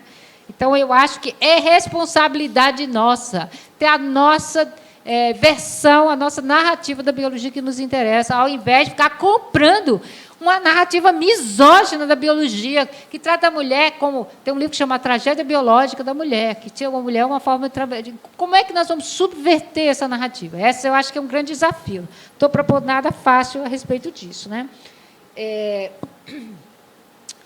Eu gostaria muito de falar, que eu não falei antes, sobre a questão da dor iatrogênica. Uma parte grande do parto é a dor provocada pela assistência. As pessoas podem morrer de ter choque neurogênico, certo? De intervenções, né? A gente tem falado muito pouco isso. Precisamos de conceitos novos, precisamos de novas possibilidades explicativas que subvertam o que está aí. Então, a gente tem que pensar de outro jeito diferente, né? Minha preocupação com trans e lésbicas, olha, toda a minha solidariedade, eu acho que a gente vai enfrentar um momento de muita dificuldade agora, né? Não sei nem direito por onde é que a gente pode começar isso. Com relação ao baseado em evidência e os direitos humanos, né? Temos situações diversas dependendo do Estado. Por exemplo, lá em São Paulo, o povo do parto tem feito as iniciativas de aborto atualmente porque as outras pessoas estão muito intimidadas. Então, tem também esse tipo de coisa, né? Então, tem uma militância pela legalização do aborto do pessoal da militância de parto que é muito importante, né? E, mais uma vez, eu gosto muito do... recomendo a leitura do original do Art Cochrane, ele próprio, né? E ele dizia muito isso, que o que nos interessa do ponto de vista de evidência? A gente tem que pensar do alinhamento. Ele dizia assim, por que defendemos que as evidências devem... Ele não é nem essas palavras que ele usava. Ele dizia assim, a finalidade última é que a gente possa fazer o que é mais generoso, o que é mais solidário, né? Essa é a finalidade última, que a gente conheça qual é o procedimento melhor e mais seguro, né? Então, eu acho que a gente tem que recuperar isso, né? Essa ideia de que o tripé ele diz respeito à evidência, à melhor evidência, né? E aí derrapa muitas vezes para a metodocracia, eu acho, né? As pessoas só se prendem nessa tradição. O outro lado é a questão da experiência clínica, que é algo que a gente não deve subestimar, para o bem e para o mal. E o terceiro são os valores e a preferência do paciente. Então, essa ideia de que, porque está no protocolo, tem que fazer daquele jeito, é uma leitura equivocada, né, pelo menos. Então, vejam que a própria noção de baseada em evidência é uma interpretação. As pessoas pegam e fazem a narrativa que elas bem entendem. Nós temos que fazer a nossa. O movimento de humanização do parto pegou a ideia de evidência como estratégia para dizer o que vocês médicos estão fazendo é irracional, né? Isso não é a melhor ciência. Nós estamos trazendo para vocês a melhor ciência e subvertendo a relação de poder, onde os médicos se agarravam e diziam que eles eram a ciência e as mulheres eram as irracionais. Então, elas fazem essa reviravolta discursiva que eu acho que é super importante, né? Eu tiro 1 milhão de coisas para falar e eu vou ficar por aqui, até para dar a chance para as outras pessoas. Bom, vamos lá. Eu quero só pontuar, e aí eu acho que eu respondo um pouco a todas as perguntas, que, assim, quando eu falo que a violência obstétrica ela é uma violência de gênero, eu não estou desconsiderando classe, eu não estou desconsiderando ser estrangeiro, se não é, eu não estou desconsiderando raça. Mas acho que a gente tem que considerar que, assim, é importante um olhar interseccional.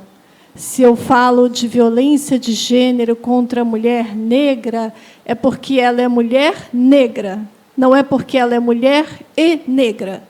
Porque a violência que a mulher branca sofre é um tipo, a violência que a mulher negra sofre é outro tipo, e eu nunca vou saber o que é a violência que uma mulher negra sofre, porque eu nasci branca. Então, a gente tem que ter respeito com isso. Não dá para separar uma coisa da outra, gente. É raça e gênero junto. E é uma violência de gênero porque é sobre o corpo reprodutor. Os homens também sofrem violência na assistência à saúde, mas não é a violência que a mulher sofre. Porque a violência à mulher é, historicamente, por ser o corpo reprodutor, um corpo objeto, um corpo dominado, um corpo domesticado pelos homens, pela igreja e pela medicina. E é assim até hoje. Então, é uma violência de gênero porque nós temos útero. Porque o outro não tem útero, nós temos útero. E essa violência, ela vai ter características particulares a partir da cor da minha pele, a partir da minha origem, a partir se eu sou colombiana, boliviana, se eu sou japonesa, se eu não falo a língua, se eu sou surda e muda, ela vai assumir características próprias da minha condição de existência, mas é uma violência que anula a minha existência, porque eu sou um não sujeito quando essa violência acontece. E aí, a questão de profanar, e pegando um pouco o que a Rita trouxe, é uma violência que acontece porque essa mulher está subvertendo a ordem hegemônica. E aí as lésbicas vão sofrer muito mais. E se for uma mulher lésbica negra, muito mais. Se for uma mulher lésbica negra e pobre, a violência se aprofunda. Essas coisas não estão separadas, elas estão juntas. Não é é tudo junto. E por que isso acontece? Porque esse corpo ele questiona a ordem, ele subverte a ordem. E eu não vejo essa sacralização como essa coisa da profanação, Camila. Eu acho que a humanização do parto, ela tenta trazer para o corpo da mulher a sua condição de sujeito. E quando a gente fala de vagina, quando a gente fala de corpos que se sujam, quando a gente fala daquele parto em que a mulher evacua, quando a gente fala desse parto que não é um parto limpo, um parto tecnológico, um parto medicalizado, é um parto com suor, com dor, com grito, com tudo que tem direito, a gente está falando de um corpo que é vivo, um corpo que é sujeito, mas essa condição de sujeito, ela nos é negada nesse momento, como nos é negada em vários momentos, gente, o tempo todo. Então, assim, é profano porque busca a sua condição de sujeito. E se eu tenho a minha condição de sujeito reconhecida nesta relação, então eu posso impedir a violência, eu posso questionar a violência. A violência ela acontece porque ela anula o sujeito. Ela anula a minha possibilidade de ser sujeito. Agora, quanto à questão da Rita, eu fiquei com uma dúvida, e aí é uma dúvida minha, quando você fala de mulher trans. Porque, quando eu penso em mulher trans, eu penso em um corpo que nasceu XY, e esta pessoa escolheu a identidade de gênero feminina. Assim como, quando eu penso em homem trans, eu penso um corpo que nasceu XX, e, portanto, este corpo tem um útero, mas escolheu a identidade de gênero masculina.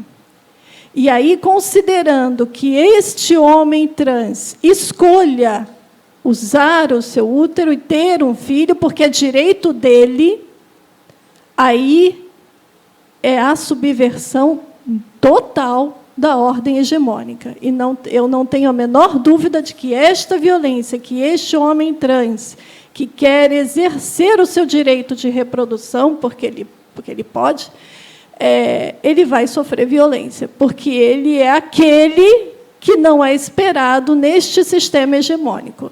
É aquele que subverte completamente a ordem, é aquele que não deveria existir, sequer deveria existir. Então, a sua condição de sujeito vai lhe ser negada, obviamente, como a gente tem visto sucessivamente na nossa sociedade. Bom, eu não sei se eu respondi a todas as perguntas. Para problematizar a questão do cuidado, uma colega lá falou, de novo, eu penso, quando eu entrevistei as puérperas e eu questionei isso, né, o cuidado é a partir da perspectiva de quem requer esse cuidado. Mas ele só pode ser considerado se você considera essa pessoa como um sujeito. Se você não ouve o outro, Se você não o considera como sujeito e não ouve, esse cuidado não existe, né? O que ela quer não importa. Se ela está te pedindo um banho, ajuda para tomar um banho, ou para ficar com o neném um pouquinho para ela descansar, porque às vezes é isso, a mulher precisa de água, ela precisa de ajuda no banho. Isso não vai importar para a equipe, porque ela não está sendo vista como sujeito. Então, antes da gente pensar em tipos de cuidado, a gente tem que pensar no reconhecimento desta pessoa como um sujeito de direitos. Porque sequer se falará de direitos se não se reconhece que aquele é um sujeito. Se ele é tratado como um corpo, se ele é tratado como um objeto, se ele é tratado como um animal. Bom, é isso, gente.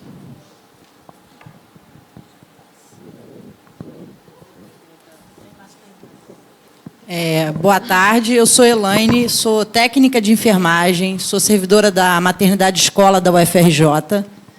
E eu queria trazer uma problematização primeiro para a Simone, a respeito de que, quando existe a violência obstétrica, não há um canal onde o profissional poderia levar essa denúncia. Hoje não existe um canal e deveria se ter comissões com esse canal para que o próprio profissional pudesse levar. Porque a paciente, no momento que o médico faz um cristelé, faz uma epísio, ela sai agradecendo ao médico, obrigada, doutor, pela ajudinha que o senhor deu. Então, assim, a gente se sente impotente do outro lado da assistência, quando a gente vivencia tudo isso o tempo todo, e a gente não tem a quem recorrer, nem onde recorrer. E a outra, eu queria fazer uma problematização para a Cássia, a respeito do que você falou sobre o tratamento dado a uma escrava nunca seria aplicado a uma dama da sociedade. Ainda hoje a gente vive dessa maneira. O tratamento dado a uma paciente do SUS nunca será igual ao tratamento dado a uma paciente no privado. O médico que presta o cuidado no SUS é o mesmo que presta no cuidado. Só que a paciente do SUS ainda é vista como esse objeto de estudo, mesmo há 200 anos atrás, antes da abolição da escravatura.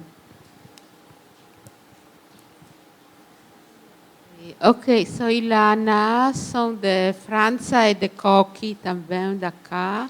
Eu tenho uma questão, uma remarca para a Cássia, que é verdade, são coisas muito interessantes, são coisas horríveis, mas para você provavelmente sabe, isso claro para mulheres escravos nos Estados Unidos, como a história de Marion Sims, mas claro que o tratamento de mulheres negras e de mulheres escravas foi pior. Quando eu estudei a história do câncer de colo, a práticas de ginecologistas do século XIX, a prática de rotina na Europa e nos Estados Unidos, no século XIX, para a cura de câncer, foi a práticas verdadeiramente horríveis. Isso não é particular, só é pior para mulheres negras, mas foi horrível para todas as mulheres. Foi uma degradação incrível de tratamento de corpos de mulheres para ginecologistas. E temos uma remarca geral sobre esse problema de como evitar a violência obstétrica para a Marina, que estudou comigo, estamos juntos. O problema, eu concordo totalmente, mas o problema é que definir que a mulher deve escolher, para escolher precisa conhecimento que se pode escolher. Nós vimos como a Cláudia, por exemplo, para o problema de aborto, que é legalmente permitido para o juiz, aqui no Rio de Janeiro, e as mulheres agora se mudou há alguns anos, agora tem uma ficha que práticas de humanização da parto. Ela tem direito a tomar um banho, ela tem direito a ser acompanhada, ela tem direito a ter uma massagem. O problema é que ela não tem direito a ter mifepristol para que aborto pode ser uma semana. A França normalmente é 6 horas. para não perder direito, tem misoprostol, mas não tem mifepristone. Mifepristone é ilegal. Então, o aborto pode ser exatamente longe. As mulheres que abortam não sabem que tem pode ser utilizar a droga que vai fazer isso muito curto, e não tem direito da anestesia. Eles não sabem também que a França, o protocolo de aborto de segundo e terceiro trimestre, inicia com a anestesia peridural. Primeira coisa, instala a anestesia, instala mifepristone. Eles não sabem que tem direito, então eles acham que tem as condições são muito humanizadas. Porque para mudar isso, as mulheres precisam não só ter uma possibilidade de ter um personal médico que vai tratar como ser humanas, precisam também o conhecimento de condições materiais que têm direito para obter, para ter aborto, parto, pós-parto de boas condições. Para isso precisa educação, organização de parteiras, organização de pacientes. Oi, boa tarde. Meu nome é Monique, vou ser bem rápida em duas perguntas. Primeiro, se existe uma diferença entre violência obstétrica e má assistência. Eu acho que a gente está precisando discutir um pouco, refinar um pouco os conceitos. E segundo, quem define a violência obstétrica? Se o discurso da mulher deve ser considerado como o elemento definidor, ou se vocês consideram que é preciso acoplar a esse discurso outros indicadores. É isso, obrigada. Nossa. Bom, boa tarde. Sou Giovana, sou antropóloga da Universidade de Brasília. Também queria agradecer, né, a mesa, achei fantástica, e todas as colocações também, estou aprendendo pra caramba. A Simone falou uma expressão que eu gostei muito, você falou no voto de descrença, né? Então, de como um voto de descrença nesse modelo, nesse sistema, ele pode ser formulado com base em narrativas, mas com base em indicadores também. Eu também tenho feito, né, uma reflexão sobre parto, enfim, mais recentemente pensado, estudado sobre violência obstétrica. Tenho trabalhado, desenvolvo uma pesquisa com as doulas, e me interessa muito pensar, né, enfim, talvez em alguma medida como a própria Fernanda, pensar no papel potente de transformação mesmo de um campo intersubjetivo no modelo de atenção obstétrica, que as doulas estão, né, fazendo uma interpelação de dentro. Eu acho que o incômodo que as doulas, em geral, causam, ele tem tudo a ver, né, com esse campo da moralidade, né, que, como, enfim, tanto Simone como Janaína colocaram, então, tem a ver com uma testemunha, né, da anulação ali do outro. Então, eu acho que, assim, queria, enfim, ouvir um pouco mais a Simone sobre isso. Quando a Janaína fala da aniquilação, mas traz o Foucault, né, eu sempre me lembro que o Foucault insiste no caráter produtivo, né, da relação de poder. Então, o que é que está sendo produzido? Eu acho que está sendo produzido, muita coisa está sendo produzida. Está sendo produzido um campo intersubjetivo, está sendo produzida uma ética.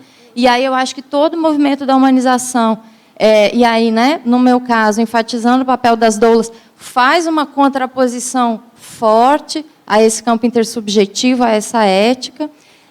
E aí estava lembrando, né, a gente está em 2018, a Declaração Universal dos Direitos do Homem e do Cidadão acabou de completar 70 anos e a gente está discutindo que não pode bater, não pode amarrar as mulheres, né, em hospitais públicos e privados. Então, assim, né, assim como Elaine traz a questão do cenário eleitoral, né, acho que a gente está vivendo esse momento de crise mesmo de valores nacional e internacionalmente, né? Então, como você chamou a atenção agora, para pessoas marcadas de forma interseccional, né, essa realidade nacional e internacional ela é especialmente perversa. Então, como é que né, pensar em novas subjetividades, em novos modelos de sociabilidade é um desafio enorme, né, nesse contexto nacional e internacional que a gente está vivendo. Então, assim, eu realmente queria agradecer, porque acho que essas reflexões ajudam a gente até a ter mais energia mesmo, né, a se fortalecer para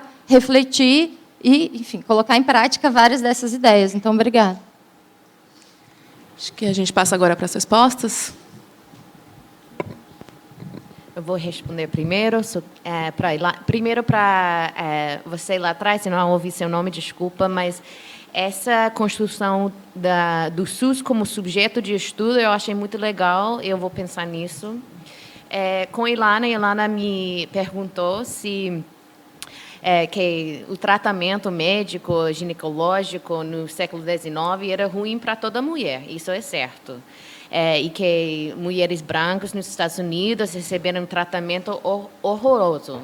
Mas eu acho que a diferença no Brasil do século XIX é que não tinha uma estrutura médica como Europa ou como os Estados Unidos. Não, a primeira faculdade médica só abriu em 1832, por aí. Então, não tinha uma rede assim de assistência de prática clínica como em outros países e como os Estados Unidos, outro país com escravidão. A outra coisa é que a Faculdade de Medicina do Rio não tinha aulas práticas de obstetrícia até os anos 80, 1880. Então, os obstetras praticavam os que eles...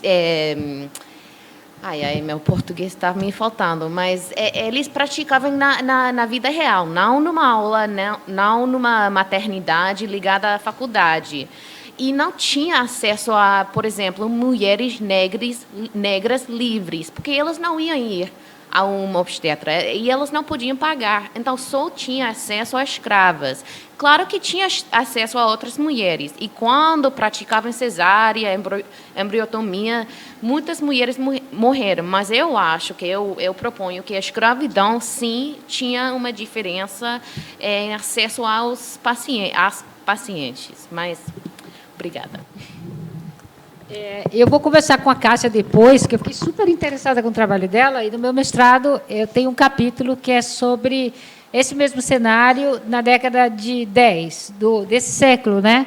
E em São Paulo, pelo menos, existia uma legislação onde as pessoas que não tinham residência, elas não podiam dar luz em casa, elas tinham que dar luz em instituição. Então, as mulheres que eram colocadas para fora de casa porque engravidavam, ou essas coisas todas, ou as mulheres prostitutas, etc., elas tinham obrigação legal de dar luz em maternidade. Eu acho que talvez isso seja uma dos motores, né? Sobre onde denunciar a violência obstétrica. A gente tem recomendado ouvidoria do serviço, SAC. E o 180 fez também um treinamento para denúncia de violência obstétrica. Também tem o Ministério Público, e grupos de mulheres. Se você não quer fazer uma denúncia, mas você quer falar da sua experiência, tem muitos grupos de mulheres também que recebem esse tipo de coisa, né?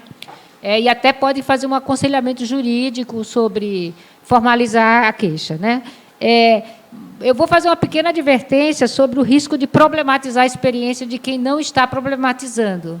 Porque, às vezes, a pessoa prefere não pensar naquilo e a gente vai abrir feridas que não estavam tão graves, né? Então, essa também é uma questão que tem que ser tratada com delicadeza. Não estou dizendo que não se deva fazer, sobretudo se a pessoa ficou muito traumatizada, mas achou que aquilo ali foi feito pelo próprio bem e assumiu toda a culpa. Era incompetência dela, a culpa é toda dela. Essa mulher ela tende a ter um comportamento depressivo depois, né?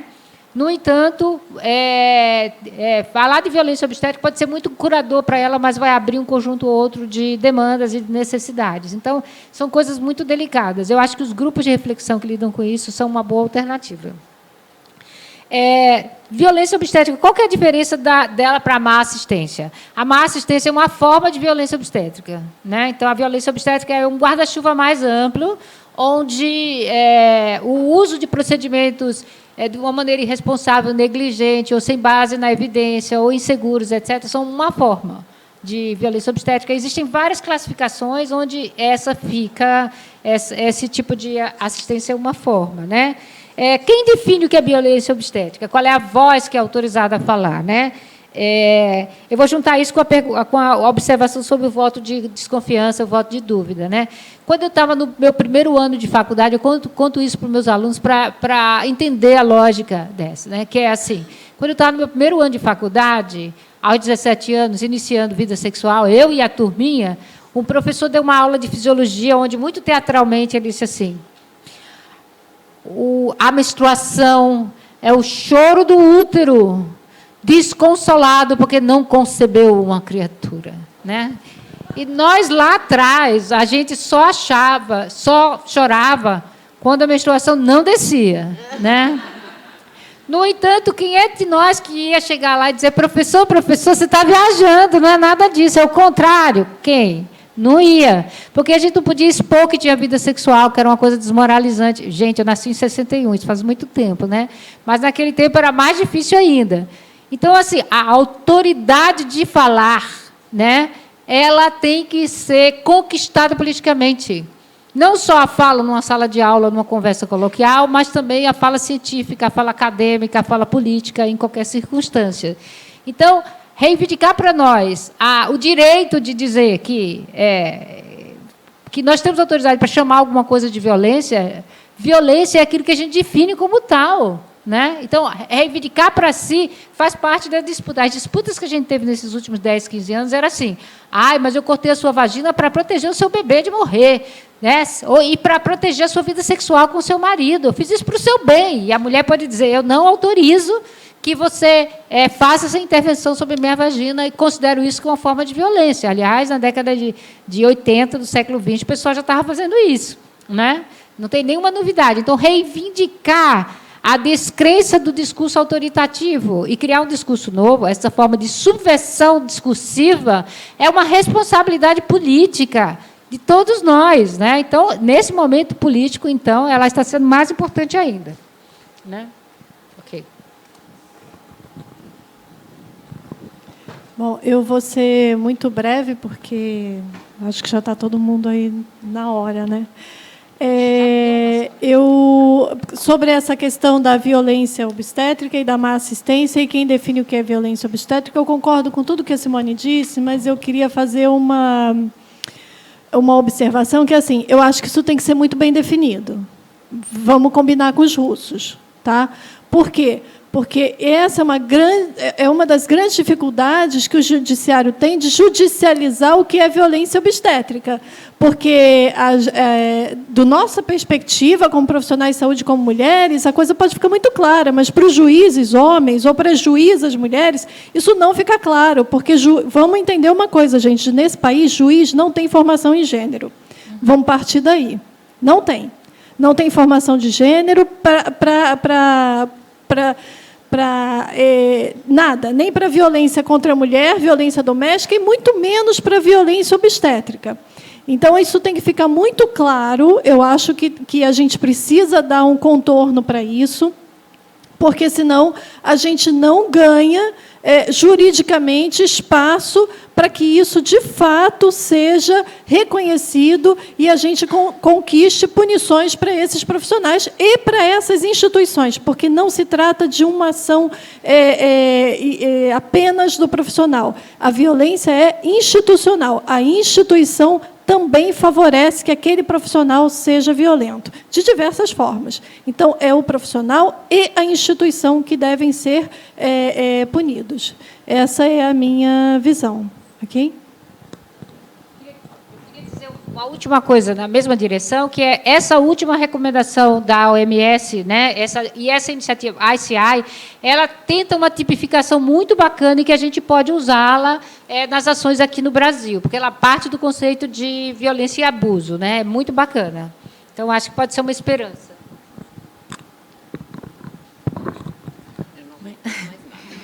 Bom, a gente finaliza, então, aqui a mesa sobre violência obstétrica. Queria agradecer novamente a presença dessa mesa, que foi muito interessante, e convidar todos para voltar hoje à tarde, às 14 horas, para a mesa Nascimento e Risco. Muito obrigada.